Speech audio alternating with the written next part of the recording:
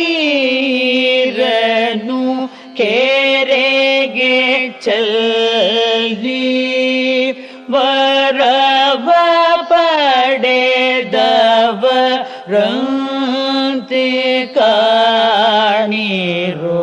ಹರಿಯ ಕರುಣದೋಳಾದ ಭಾಗ್ಯವ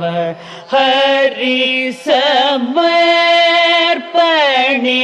ಮಾಡಿ ಬದುಕಿರೋ ಹರಿಯ ಕರುಣದೋಳಾದೋ ಭಾಗ್ಯವ ಶ್ರೀ ಪುರಂದರ ವಿಠಲ